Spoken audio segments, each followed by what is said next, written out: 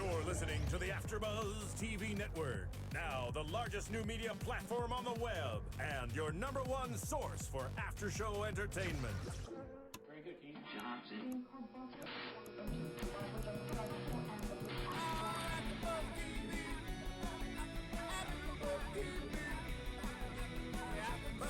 The AfterBuzz Studios in Los Angeles, California, presented by Maria Menounos and Bing.com, and streaming live thanks to Akamai Technologies. This is AfterBuzz TV's Hart of Dixie After Show.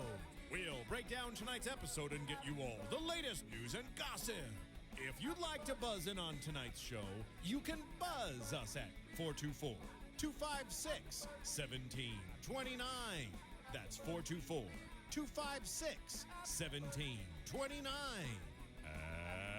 And now, another post-game wrap-up show for your favorite TV show.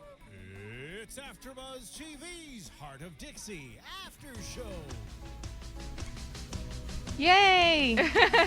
Hi guys, welcome to another AfterBuzz TV After Show for Hart of Dixie. Bing is for doing, and tonight I am here with my lovely co-host doing another after show. She can introduce herself. Oh yeah, I'm Cathy Kelley, and I'm, I guess, replacing everyone who's not here tonight. Yes, she is filling in. Everyone else has gone home early to enjoy some pre-Thanksgiving festivities with their families. Yes. But we're still hanging around. So this is season 2, episode 7, Baby Don't Get Hooked on Me. Cathy, what did you think of the episode? There was a lot of love for Zoe this episode. It seemed like, what is that movie, Everyone Says I Love You? It was Everyone Says I Love Zoe. Yeah, because she has Wade, obviously, her love interest, Yes. and then Max, the little boy. Yes. Yeah. And by the way, I'm Michelle Renee, because I don't think I said that. No, you didn't. I didn't. I'm here all the time, but yeah, so Overall thoughts, I think I liked it a lot. I know you wanted to start with. Yeah, my overall thoughts of the episode were, I think it was a pretty good episode. It had a lot of meat to it. I think a lot of things that we can use to see how the season is going to kind of progress. Yeah. As we talked about a little bit before we got here, but we'll talk about that more in predictions. But the episode started with Wade and Zoe, per usual. Yep. Every episode, it starts the same. They wake up in the morning and Same bed. Yeah. They just, finished having a sleepover. An adult sleepover. Yes. My question, this is really crass, but does Zoe ever have a period? Like, when did she, every episode, it opens the same way, and it's kind of like, we get it. Yeah. They're hooking up now. Yeah. Do they ever sleep alone? It was probably election week when they took off. So. Yeah. So, that was my thought. Mom, forgive me. 'Cause that was really classless, but. Then we see Zoe walk into Lavon's kitchen like she always does. And then we see the first signs that Lavon and Ruby are now also doing the whole same thing that Wade and Zoe are doing. So what did you think of that? I was actually surprised because we always see Zoe walk in to the kitchen. Like every single episode, she walks in the kitchen at some point, and Lavon's always put together. And today, I was like actually shocked that he had his shirt off. Like I don't know if we've seen that yet. Like that side of him. I remember seeing him with his shirt off a few times first season, but I don't think we've seen him with his shirt off this season. He hasn't, not because of a lady friend, at least. Yeah. First season, it was definitely just because he was, working out, just bumming around, being a bachelor. But now it's because he just, had a sleepover with Ruby Jeffries. Ruby. I didn't mind that he had his shirt off because I'm definitely like a team Lavon person. I don't know. I love Lavon. So you can have your shirt off every episode. It's fine with me. I don't care. But the transition for me between, Ruby wanting to leave immediately after she lost the election to now like considering staying with Lavon was very sudden. I don't know about you, but I feel like she changed overnight that she like wanted to start hooking up with Lavon and starting things again. Yeah. I think maybe it's because she still had feelings for him from high school. It's like your first love. you always, I mean, I don't know how it is for you, but Yeah. for me personally, it's like, that first love, you always, think what if, you always kind of Yeah. make your life revolve around them, even if you shouldn't. So maybe that was the issue with Ruby. Yeah. Well, was she trying to play cool in the beginning? Because I feel like she was just very standoffish, and then the second he kissed her. Yeah. I don't know. You think she was trying to play it safe, or I don't know. I don't know. It's a weird character. Yeah, it plotline. is. But that brings up a good point, though, with her grandfather, Mhm. because a big part of this episode was, of course, the tension between her grandfather and Lavon. At first, it seems like her grandfather hates Lavon because he broke her heart in high school. And I thought that's what it was. Yeah. Like, that's a pretty realistic, storyline. If you screw over someone's granddaughter, they're probably not going to be a big fan of you. The family's always going to take their side. They're, and naturally so. But then, towards the end of the episode, when Lavon goes to her grandfather's house to kind of, make amends, see what's going on, the grandfather admits that the reason why he's upset is because he feels like the relationship is going to hold his granddaughter back in her career. So what did you think of that? I mean, that was one of the things that I was concerned with. I feel like Ruby Jeffries is a really strong character, and she seems like, I mean, up until this last episode, it seemed like she was so gung-ho on, her life, her career, her business, her campaign. Mhm. And now, I mean, this entire episode, it was all about Lavon. Yeah. And I think that's what was weird for me, is because the change was overnight. And I can see why her grandpa would be concerned. I mean, if things go south again, where is she going to be? Yeah. She mentioned that she's had all of that, and the only thing she hasn't had is love. So I guess the question now is love enough to keep her there? Mhm. Is love the answer to Mhm. all, or, I don't know. But in her grandfather's worrying, I feel like he's kind of downgrading. I don't know if that's the word I'm looking for, but he's kind of, throwing some shade on Bluebell, because if Bluebell is this great town and you see so much potential for Bluebell, then like, why wouldn't you want your granddaughter there to, I mean, I feel like in small towns, everyone always says, like, oh, they want to, their dream is to leave town and move to the big city. And maybe that was his dream, but, like, he couldn't accomplish it, and, like, he wants that for his kid. Yeah, And, that's a good point. I mean, while Bluebell is an amazing community, like, they have so much, spirit and, passion for their town, I feel like there are a lot of things missing. Like, you couldn't be a surgeon in Bluebell. You couldn't run a international company from Bluebell. Like, I think they even said it in the episode, where are you going to run it from? The Wi-Fi at, the coffee Butterstick, shop? yeah. Butterstick. Yeah, what was I going to say? I don't know. It slipped my mind. Yeah, I totally just blanked out, but yeah. I feel like Ruby, Bluebell might be too small for her. Yeah. That's what I was going to say. Did I miss something, or did she grow up with her grandparents? Because I feel like there's a strong implication there that she did with her grandfather's relationship with her, and we've never seen her parents before. So We haven't. I don't And know. I feel like we haven't really gotten much of her backstory. Like, we have heard a little bit of her past relationship with Lavon, but I feel like there's not enough that we've gotten yet to fully explain why she's that into him so quickly. I mean, I realize that they dated in high school, but to assume after, a couple days that you're gonna, fall in love, get married, have babies, and stay in Bluebell for the rest of your life, like, that's kind of huge. That's a big deal. So, do you like Lemon and Lavon better?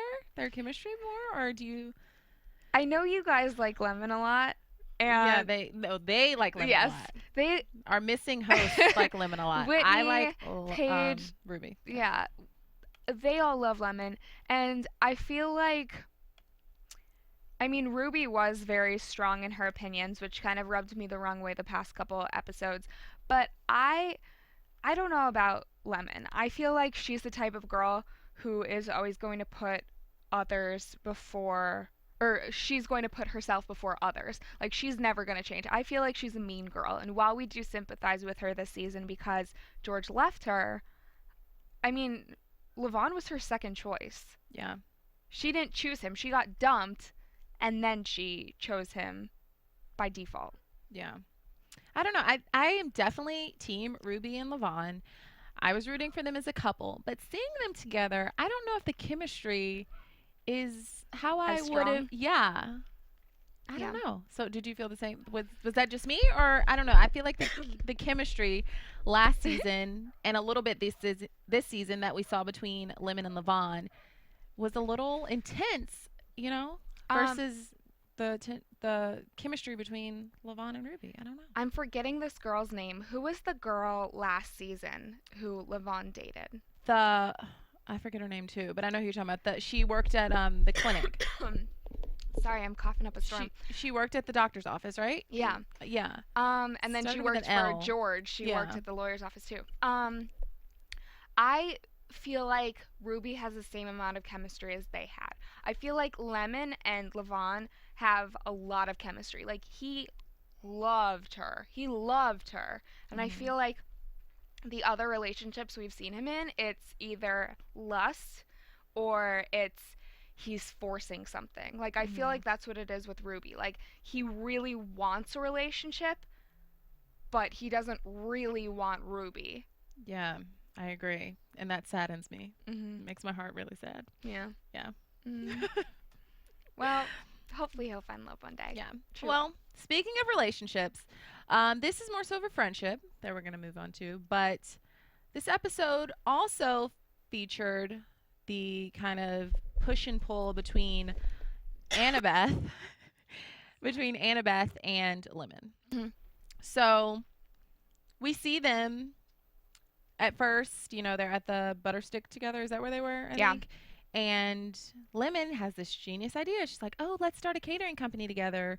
And Annabeth kind of blows her off. We don't really understand why. And then it comes out later that it's because Annabeth has already started her own catering business. And both of our jaws dropped. Like when we were watching, we're all like, oh, I did not see that. I can't believe that happened. Yeah. So my initial thought was that Annabeth is jealous of Lemon for some reason. Yeah. But after the episode kind of progressed, I don't know. Is it jealousy, or I don't really know how to diagnose their friendship. I don't understand how Annabelle thought that she was going to get away with it. Or not get away with it, but that Lemon wouldn't find out. Like, that just blows my mind, because during that conversation, she should have said, oh, I'm already starting a catering company. Like, I've already, you know, laid down the groundwork. And I realized that she was worried that Lemon would have, you know, tried to take over. But I don't know. It is a little jealousy. I feel like she's always Lemon's shadow, and she didn't want that to happen again. Yeah. I feel like we all have friends like this. With girls especially, I think there's always competition, whether it's with looks or with jobs, with boys. Even if you're someone's best friend and you love them to death, which I definitely think is the case with Annabeth and Lemon, I feel like there's always some underlying competition there, and just, you know, even if it's not out of a malicious, jealous place, it's still there. And so I think this episode highlighted that, especially in their friendship. I mean, we've seen it before, definitely. Yeah. But this episode especially. I think it's, what is that line? Birds of a feather flock together. And they are so similar. They have the same exact upbringing. I feel like they have, while they have, you know, different personalities, I feel like they still have the same core, you know, essentials. And they're always going to be in competition, whether they like it or not. You know, whether it's with guys, like how they both had a crush on Lavon at the same time, or with a lemonade stand and it being Lemon's Lemonade or whatever. And now with the catering company. Yeah. And they're both in kind of the same place in their love life, too, especially right now with Annabeth's divorce and then Lemon's getting left at the altar. Ouch. So, I don't know. I think that plays a lot into it as well. Who will get the man first, and how will that? I mean, probably we can assume Lemon, just because she's like one of the main characters. But that'll be interesting to see how that plays into their friendship, if that plays into their friendship. Yeah. I mean, Lemon's always the pushy one, so I'm sure she'll get everything first. But at least their catering company is going to be called Annabeth's instead of 50-50. Well, you didn't even speak up. Like, I I love that last line of the episode. I called it completely because Lemon would never give the company away without. Yeah, it was very uncharacteristic Yeah. of her. And she was like, well, that's not the lady. That's not like the Southern Belle thing to do. You should have declined it. Yeah. But I guess technically it was Annabeth's idea first. She didn't speak up. Yeah. I like them though as friends, and I think their catering company will be great. Sorry, I'm coughing a I lot. thought Cathy was gonna die on me. That's why I Yeah. paused. But yeah, I mean, hopefully they will figure something out. I'm sure that they will in the coming weeks, and we'll learn more about their catering company. It does seem like they have that yin and yang going. Like George said it best, where, you know, Annabeth, her cooking is amazing. She's just not very detail oriented. And Lemon is the one who's the party planner. She can organize everything to a T, but she doesn't cook very well. Yeah. So together they can create this amazing catering company. Yeah. And George also, as you mentioned, he was the instigator and the kind of problem solver in this episode. And I feel like he is he getting that role a lot this season, or is it just me? No, he is. I feel like it every seems- episode. Yeah, every there's a new- episode he kind of has like a weird role as kind of like the one that causes the problems and then also causes the solutions. Yeah. So I don't know. I think that's setting him up. I'm glad because first season he was too nice all the time. Like he's just way too nice. So this season it's good to see him kind of in the middle of some drama. This sounds awful, but I feel like the writers are just trying to find ways to include him. Yeah. In this episode especially, Yeah. his role was very minimal. Mhm. So, Same with last episode. I mean, he was there for the election a little bit and trying to get Wade's ex-wife to vote, but yeah, and with his girlfriend, the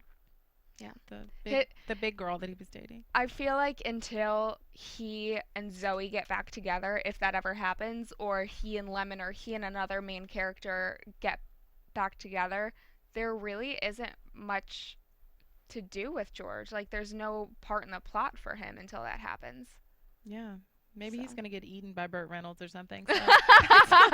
No, probably not, but Yeah. I'll save that for predictions. I don't know. They're working on writing him out of the show. I don't hope know. not. No, I'm just I mean, kidding. I do love his character, and I loved his character first season especially. So I'm sure if they get a third season, fourth season, however long, eventually Zoe and Wade will break up, and she'll be with George. Break up if they ever actually get together. Well, Because yeah. right now it's just a casual, non-romantic relationship. They won't have any more adult sleepovers. Yeah. She'll finally, Yeah. get her period. So. Well, since we're kind of speaking about Wade and Zoe, do you want to talk about not Wade and Max, but Zoe Yes. and Max? Zoe and Max. Before we talk about that, I Yeah. just want to mention, if you're not watching us on AfterBuzz TV or watching us on YouTube, you can actually subscribe to our podcast on iTunes. AfterBuzz TV actually has over 50 podcasts a week, so make sure to subscribe to that. All you have to do is go to your iTunes, go to the store, type in AfterBuzz TV, and then you can subscribe to the Hart of Dixie podcast, and then we have a ton of other podcasts, so any of your favorite shows, I'm sure we do one for you. And then make sure to rate and comment because we love hearing comments from you guys. I mean, we all read the comments. It really helps us out. Even if you have something negative to say, we are always trying to improve. So make sure to comment, and then we'll try to give you a shout out Yeah. on the show. What other shows do you host, and what day do they come on? Right now, I'm doing Once Upon a Time, so that is Sunday nights. Make sure to check that out. And Marissa, our engineer, actually does Once Upon a Time with me. Woo. Yeah. So, what All about right. you? I do Real Housewives of Miami, and that's on Thursday nights. So make sure to check those shows out too. Yeah. So our next discussion, I guess, is Yes. like I just mentioned, it's going to be Zoe and Max. But before we kind of get into what happened with them, we finally saw Rose again. We haven't seen her since maybe like episode 1, I think. Mm-hmm. And I don't know if it was just me, but she looked like she was 20 years old. I was like, what happened to her? Like, she matured overnight. Yeah. She looked a lot taller. She looked more mature. Feminine. Yeah. I was like, okay, Rose. I think see it was also the way that her character was written this episode. Like, she's stopped, while she still is crushing on Max, I feel like she was much more mature, especially that scene when they were in, Wade's bar, and her and her girlfriend were sitting at the bar, and they were, like, being mean girls to Zoe, essentially. Yeah. Like, they seemed much more mature in that moment. Yeah. I wrote that down, actually, too. Well, of course, it was an immature thing. Of course, her friend was McKayla Maroney, which is the gymnast, gold medalist gymnast. So that was cool because everyone has been waiting, of course, for her guest appearance on the show. So that was great. But I feel like her character, Tanya was her name. Yeah. And she only had a few lines, but I don't know if I feel like Tanya's character should have been a friend of Magnolia's. She was very mean girl, like Kruger does not look good on you. Yeah. And we've seen Rose in the past as like the innocent, nice girl that you feel, all of us were there in high school when we had a crush on a guy, or like maybe we weren't the most popular. And now it seems like with this Tanya chick, like, and Rose's character this episode, it's kind of like she's becoming a little more of the mean girl, which has usually been Magnolia's character. Yeah. So I don't know. Did you? I hope she doesn't turn into that, because I really do like how innocent Rose is. And I think you're right. I think that McKayla Maroney's character was, kind of a mean girl. It was very brief. I thought, since how much they've been hyping it up, that she would be on the episode longer. Yeah. But maybe she's going to be on another episode? I don't know. Probably not. Yeah. No, because I remember hearing, like, her character was going to defend Rose against a bully or something. Or, like, defend Rose.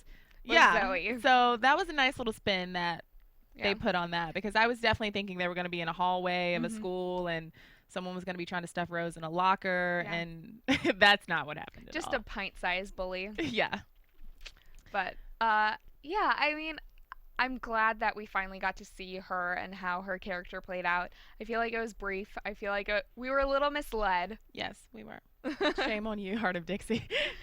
But at the same time, I feel like that would suck. I mean, you have a crush on a guy. Your friend goes to talk to him, and the guy ends up falling for your friend. Yeah.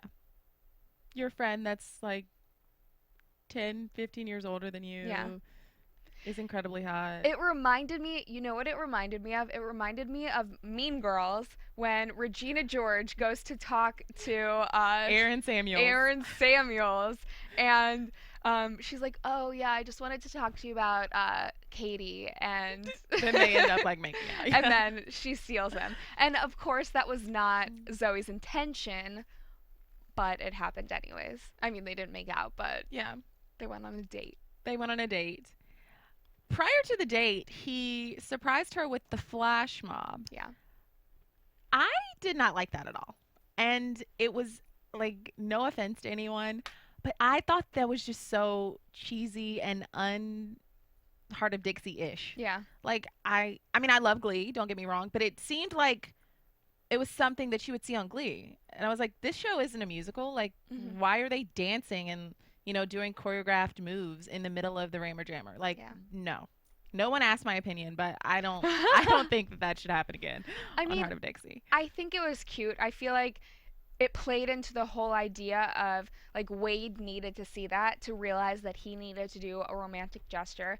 And even though you don't like it, I feel like a lot of girls out there would love an over-the-top gesture like that. I mean, maybe not like a flash mob, but like proposing on a screen at like a baseball game, like something like that. Girls eat that up. And I'll just be happy for any type of proposal I can get.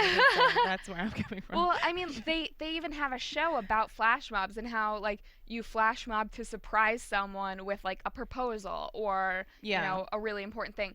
And I feel like the only way that it was out of context for me, or weird for, Hart of Dixie to do, is I feel like you wouldn't see that in a small town like Bluebell. Mhm. I feel like if the show was, you know, set in New York, set in LA, set in a big city, you would see that. But Bluebell just seemed, I mean, I know that they have internet and stuff. It's not like they're completely cut off from society, but it seemed weird for me to. Yeah. I don't think flash mobs are corny. I just thought the flash mob that they had, especially like in the context of Hart of Dixie and the Rammer Jammer, I just thought I didn't get it. It didn't work for me, but you have to realize that it was an immature gesture just because the boy who orchestrated the whole thing is 15 years old, 16 years old.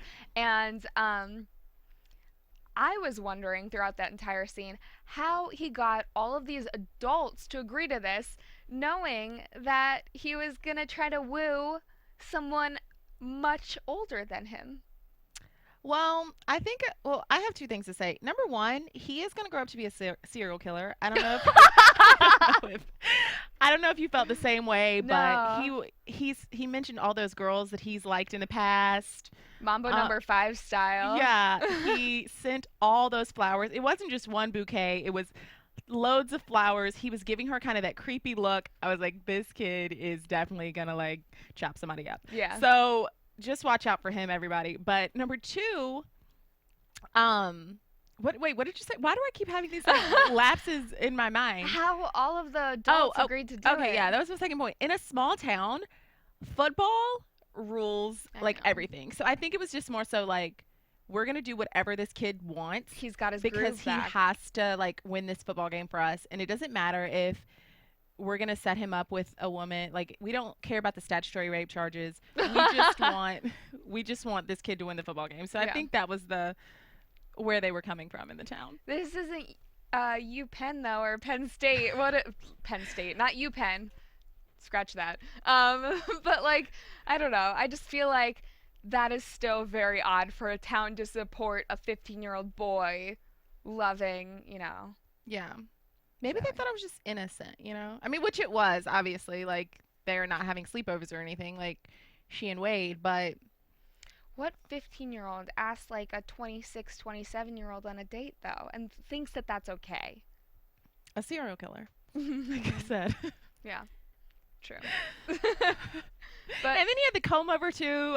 He just, I don't know, he was giving me some strange vibes. Yeah.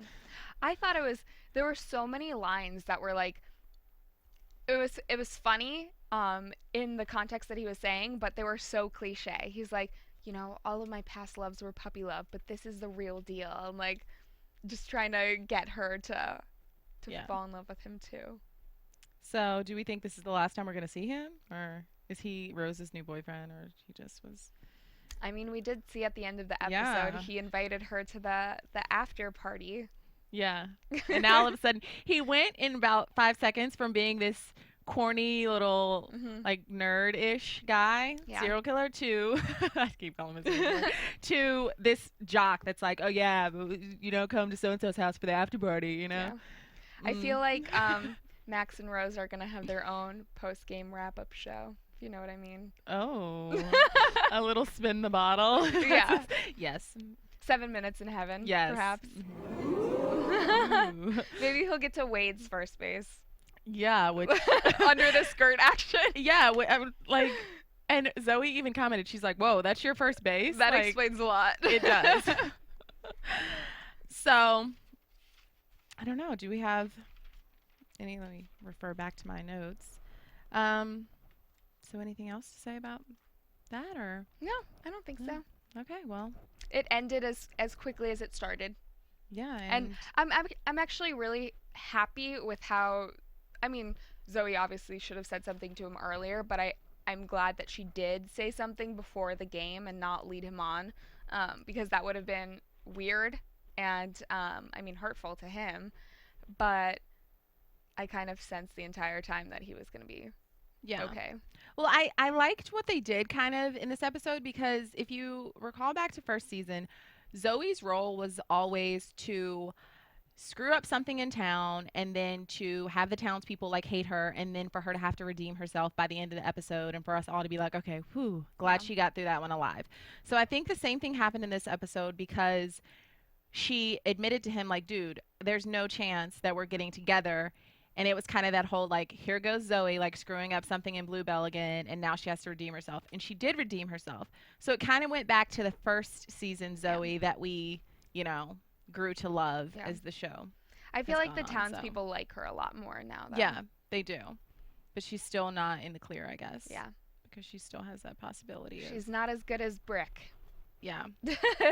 Which ever since Britt came to visit us last week, I don't know. I just love his character so Tim much. Matheson? Yeah, he was here. Yeah. It's cool to watch, I mean, after meeting him, how he is, you know, different in person and then on screen.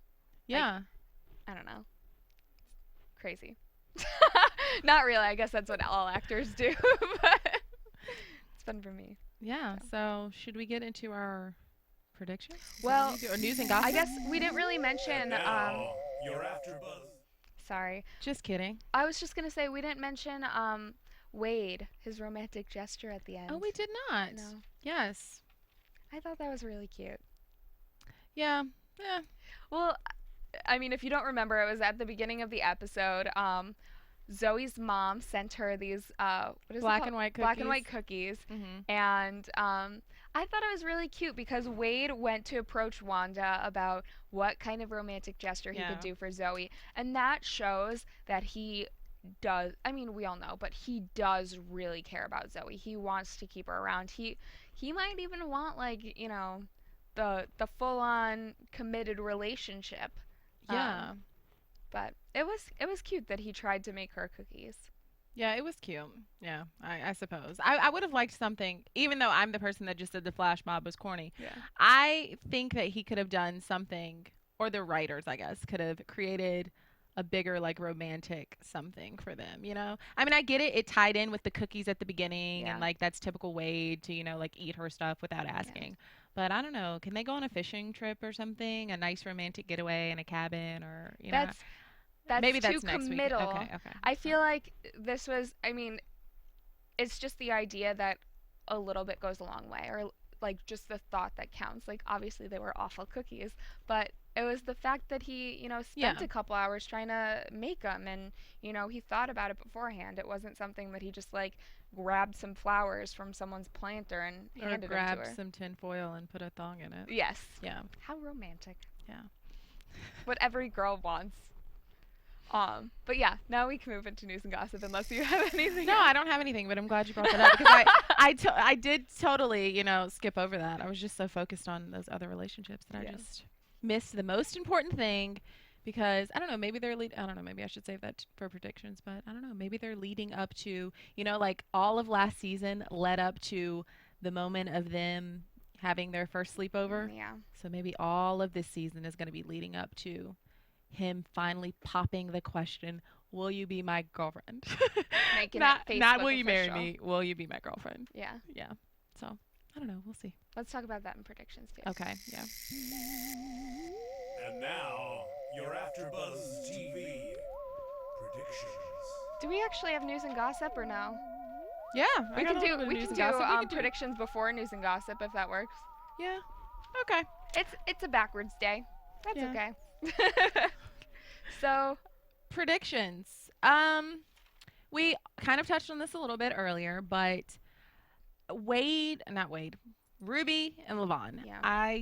I feel like at some point she's going to make the decision to move back to Atlanta, and their relationship is going to be donezo. See, I don't know who is actually going to pull the trigger, but I don't see her lasting past the end of the season. Yeah. You know, I do like her character and how they brought in someone new.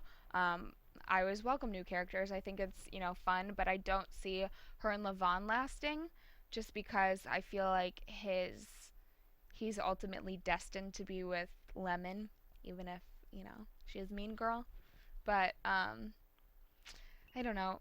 I'm going to predict she's around for another, like, 7-8 episodes. So you give her till the end of the season? Yeah, I'll give her till the end of the season, but I actually think it's going to be Lavon's doing again.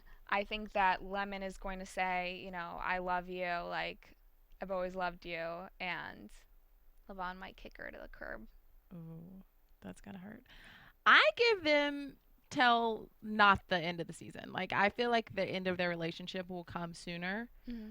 But I don't know. For me, I see maybe some kind of choice where she's going to try to. Well, he just became mayor again, so maybe not. Maybe she's not going to get him to choose or anything. Or maybe they'll try to do a long distance something. I don't know. I just feel like before the end of the season, her former life in Atlanta is going to come into play and maybe affect their relationship. Yeah. That is where she lived, right? Atlanta? Mm-hmm. Okay. Yeah. I don't know. That's Big city. That's one of my predictions. Mm-hmm. And then we just touched on Wade and Zoe a little bit. Yeah, so. Wade and Zoe. I think, honestly, I feel like before the end of the season, he is going, like, I think she wants it right now, too, to be a little bit more serious, like, deep down. I think that Wade is going to suggest it by the end of the season. Like, we can see him becoming more and more attached every episode. And I feel like she's going to reject him. Yeah. Which is really sad because I really wish that they would be together. Why do you think she's going to reject him? I have it in my heart. I feel like she's going to freak out. Like she's going to go back to, Wade or George. Mm-hmm. Like, she never knows. Can't make up her mind. And also along the lines of predictions, next week's episode, the teaser for that gave us nothing. It was at so all. vague. So what do you think the drama's going to be? I don't know. I just heard controversy. That's all I heard. And we know that somehow Lemon is involved and Zoe is involved and Annabeth is involved, but maybe they're just spectators in the whole thing. So, yeah. I don't know. I don't know either. They could have given us something. Maybe they don't know what episode they're going to do yet, and they just they just have to make a generic teaser. Yeah. But comment and tell us what you think the drama is going to be next week, and if you're Yes. right, we'll give you a shout out. Yeah, you can comment on YouTube and iTunes, and I'm sure you guys and the rest of the hosts will read them all Yeah, we'll read them. and get back to you throughout the week. So, Yeah. moving on to news and gossip. AfterBuzz TV News. It feels so backwards to do it this way. Sorry, that might have been my doing, but I messed No. that up a little bit. But so many of you have probably heard that Wilson Bethel, who of course plays Wade on the show, he has a new web series, and it's called Stupid Hype. Pretty much the premise is that he is a breakdancer turned rapper after he has a injury, and it's about his life as an aspiring rapper and his misadventures. You can actually see the first 3 episodes now on cwtv.com. He actually had a performance last week. It was last Tuesday, so a week from today, the other way, in the past. And it was at CineSpace in LA, and all of his cast were there to support him. Jamie was there, Rachel was there, and Scott Porter were there to support him. Why did we miss that? Yeah, I don't know, because I guess we were here doing the after show. No. Yeah, I was here doing the after show for this, so I couldn't have gone even if I was invited or wanted to. But you can check out pictures at justjared.com. They actually had some really good pictures of him dressed in all of his 80s, 90s gear, because the web series is set in the late 80s, early 90s, I think. So yeah. Yo, MTV Raps era. Yeah. There's a lot of, fake gold chains, boxes, all that jazz. And then also Vogue recently released its annual best dress list. And there were no Hart of Dixie characters on the list.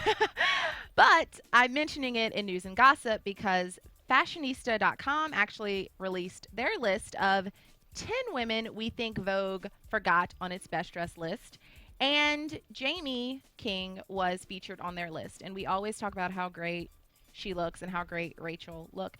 So I would think that Rachel Bilson would be on the list. I mean, I've heard from so many of, the producers and the people on the show that she actually wears her own clothes on set. Like, they don't even need to dress her. Like, they don't need to send her the little costume, thing, because she's already dressed to the nines when she comes to set. Yeah. So it was a list of 10 people though. So if there's only 10 people of all the girls in Hollywood, I guess they had to be kind of selective on who they chose. I think she still dresses really well. Yeah, they're both definitely still fashionistas, and we both definitely love them. Yeah. Also, in the upcoming weeks, we're definitely working on some amazing special guests. That's all I can tell you. So stick around for those because you're not going to want to miss the people that we have coming up. Yes. Yeah. And we actually have one more piece of news. This isn't Heart of Dixie related, but our very own co-founder of AfterBuzz TV, Maria Menounos, is on the cover of Men's Fitness this month, or of December, I guess, but you can get it on newsstands now, and she looks smoking on the cover in a little bikini, and it's not very often that you can say your boss is hot, but she is very hot. So definitely go and check that out. There's a lot of there's a huge article in that, so guys will obviously love to see the pictures, and girls will want to read that because she talks about love and dating in the article. Yay. All right. Well, that's all we have for you tonight. Happy Thanksgiving. Yep. And then where can we find you?